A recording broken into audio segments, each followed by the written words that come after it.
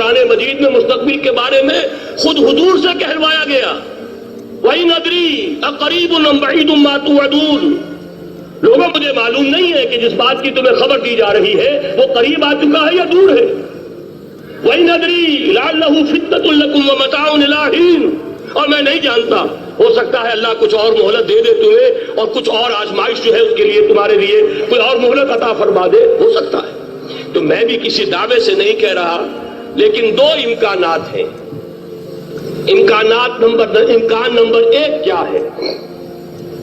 ابھی عالم اسلام کا ایک سالڈ بلاک ہے جو یہودی ورلڈ آرڈر کی نگاہوں میں کھٹک رہا ہے۔ میں کھٹکتا ہوں دل یزداں میں کانٹے کی طرح، اگرچہ ان کی اسٹریٹجی کیا ہے، ایک ایک کر کے ان کے حصے بکھرے کر کے تیا پانچا کرو۔ ابھی وہ بلاک کون سا ہے؟ ایران ہے، افغانستان ہے، پاکستان ہے، اور روسی ترکستان سے آزاد ہونے والی جو ریاستیں ہیں، یہ ایک سالڈ بلاک۔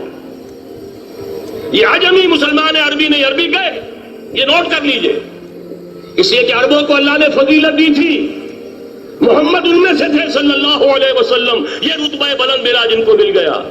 لیکن ساتھ ہی اللہ نے دھمکی بھی دے دی تھی سورہ محمد میں، ان تتولوا یستبدل قوما غیرکم، اگر تم پیٹھ دکھا دو گے اس مشن کو جو ہم نے تمہارے حوالے کیا ہے، تمہیں ہٹائیں گے، کسی اور کو لے آئیں گے۔ اور یہ بات ہو چکی ہے 13ویں صدی عیسوی میں، 1258 میں جب سقوط بغداد ہوا ہے، عربوں کے ہاتھ سے عالم اسلام کی قیادت چھین لی گئی، معزول کر دیا۔ اس کے بعد قیادت کن کے ہاتھوں میں آئی؟ ترکوں کے ہاتھ میں، ترکان تیموری ہندوستان میں، ترکان صفوی ایران میں، ترکان سلجوقی مڈل ایسٹ میں، اور ترکان عثمانی کا تو کہنا ہی کیا ہے، وہ ایشیا مائنر سے چل کر آپ کو معلوم ہے کہ مشرقی یورپ کا کتنا بڑا علاقہ، دی گریٹ آٹومان امپائر کی صدی کے آغاز تک قائم تھی۔ اس صدی میں عجیب عجیب معجزے ہوئے ہیں۔ گریٹ آٹومان امپائر جو 3 بر اعظموں پر محیط، نام و نشان ختم۔ The great U S S R, نام و نشان ختم۔ اب تو روس صاحب ایک ملک کی حیثیت سے رہ گئے۔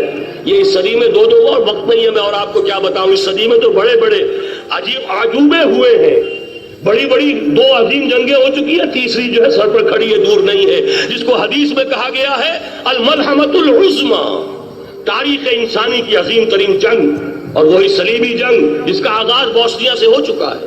بہرحال اس وقت جو میں کہہ رہا تھا، ورنہ میرے پاس تو یعنی یہ کہ درد دل کہنے کے لیے وقت نہیں ہے، مجھے اپنی بات کو محدود کرنا پڑ رہا ہے، لیکن میں اب آ رہا ہوں اصل موضوع کی طرف، کہ ایک امکان تو یہ ہے کہ اس بلاک میں اسلام کا احیاء ہو، اور اس کے لیے کچھ نویدیں بھی موجود ہیں احادیث نبویہ میں۔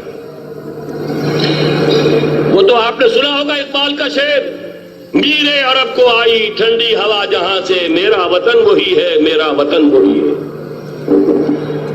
حدیث میں آتا ہے یخرج ناس من المشرق یؤتون للمہدی یعنی سلطان ہی، مشرق سے فوجیں نکلیں گی کہ جو کہ مہدی کی حکومت قائم کریں گی، اور یہ ہوں گے حضرت فاطمہ کی نسل ہی سے رضی اللہ تعالی عنہا، لیکن عالم عرب کے اندر پھر ایک طاقت بن کر ابھریں گے، باطل کی قوتوں کے خلاف جہاد کریں گے، لیکن ان کو مدد آئے گی 2 طرف سے، ایک زمینی مدد آئے گی مشرق سے، ایک آسمانی مدد آئے گی، عیسیٰ ابن مریم کا نزول، حضرت مسیح علیہ السلام جو زندہ آسمان پر اٹھائے گئے تھے نازل ہوں گے، اور در حقیقت ان 2 مددوں کے نتیجے میں پھر یہود کا قلعہ قمع ہوگا، اور یہی گریٹر اسرائیل ان کا گریٹر گریو یارڈ بن کر رہے گا، عظیم تر قبرستان بن کر رہے گا۔ اس کی بڑی واضح حدیثیں موجود ہیں، اس کی بڑی تفصیلی خبریں موجود ہیں، یہ احادیث کی کتب کے اندر، بدقسمتی سے ہماری اس کی طرف توجہ نہیں ہے۔ ایک تو یہ ہو سکتا ہے، اسی طریقے سے ایک اور حدیث ہے، یخرج من خراسان رایات سود، مدنی شریف کی روایت ہے، یخرج من خراسان رایات سود لا يردها شيء حتى تنصب بإيلیا، اور خراسان حضور کے زمانے میں آج کے افغانستان کا نام تھا۔ جتنا خون یہاں پر خلوص کے ساتھ دیا گیا ہے اس کی مقدار بھی کم نہیں ہے، یہاں سے خیر برآمد ہوگا۔ اور دوسری بات اپنے بارے میں نوٹ کر لیجئے، یہ پاکستان، بچا کھچا Pakistan, what remains of Pakistan, یہ اصل میں ہے کیا؟ یہ 313 نہیں تھے، اسلام تھا۔ اسی طرح نوٹ کیجئے، پاکستان نہیں ہے، 4 صدیوں کی تجدیدی مساعی کا حاصل ہے۔ آپ نے کبھی نوٹ کیا ختم نبوت کے بعد اب سب سے اونچا منصب کس کا ہے؟ مجددین۔ سنن ابی داؤد کی روایت، ان اللہ یبعث فی هذه الامہ علی راس کل 100 عام من یجدد لها دینها۔ اور نوٹ کیجئے کوئی بات ہے، 1000 برس تک سارے مجدد عالم عرب میں پیدا ہوئے، جیسے ہی دوسرا 1000 سال شروع ہوا، الف ثانی کا مجدد اعظم شیخ احمد سرہندی کہاں تھا؟ صنم خانہ ہند میں حاضر ہوا۔ میں شیخ مجدد کی لحد پر، وہ خاک کے ہے زیر فلک مطلع انوار، گردن نہ جھکی جس کی جہانگیر کے آگے، جس کے نفس گرم سے ہے گرمی آرات وہ۔ پھر 12ویں صدی کا مجدد اعظم امام الہند شاہ ولی اللہ دہلوی، 13ویں صدی کا مجدد اعظم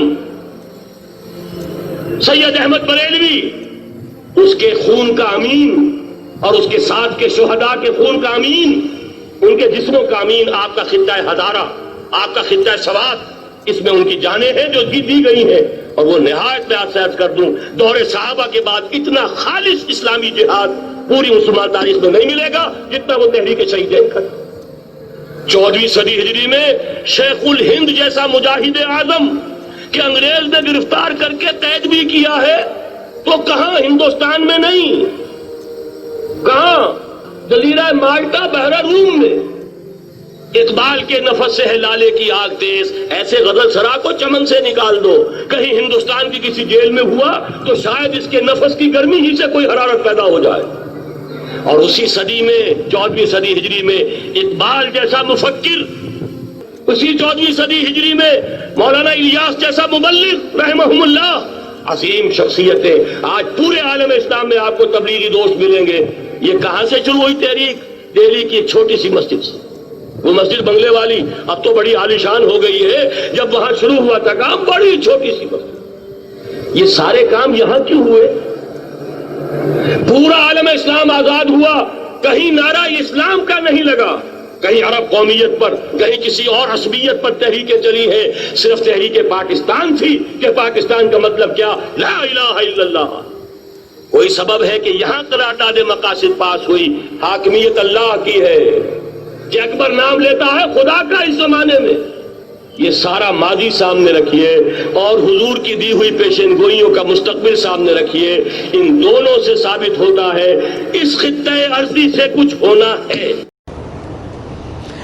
ہم تو بھائی کشمیریوں کے لیے ہمیشہ دعائیں کرتے ہیں، اللہ ان کی جان مال آبرو عزت کی حفاظت فرمائے، اللہ فلسطین کے مسلمانوں پہ بھی رحم فرمائے۔ لیکن جب عالم اسلام بے حس ہو جائے تو پھر یہی ہوگا، دشمن حملے کرے گا۔ ہندوستان کے ہندوؤں نے کشمیریوں پہ ظلم و ستم کی انتہا کر دی ہے۔ ایک بات یاد رکھیں کہ ظلم جب بڑھتا ہے تو مٹ جاتا ہے، اور خون جب بہتا ہے تو جم جاتا ہے۔ کشمیریوں کا خون بھی جم جائے گا اور ہندو ذلیل ہو کے نکلے گا انشاءاللہ۔ یہ تو مسلمان ہیں، ہمارے تقریریں کرتے ہیں، ریلیاں نکالتے ہیں، اور کوئی ہمدردی نہیں۔ کیا ہمدردی ہے؟ ہم مذمت کرتے ہیں، تمہاری مذمت سے کیا اگلے کانپ جائیں گے، ڈر جائیں گے؟ جو روز گولیاں چلا رہے ہیں، کلسٹر بم مار رہے ہیں، وہ تمہاری مذمت سے ڈر جائیں۔ ہم مذمت کرتے ہیں، ہم ساتھ دیں گے۔ کس بات کا ساتھ دو گے؟ آج تک دیا ہے تو نے ساتھ؟ تم بھی 1,00,000 بندہ کشمیریوں کے لیے قربان کراؤ نا، دیکھو مسئلہ حل ہوتا ہے کہ نہیں ہوتا۔ صرف نعرے لگاتے رہو تو پھر کیا ہے؟ اللہ ان کی مدد کرے گا، نہ کرو تم مدد۔ اللہ اکبر اللہ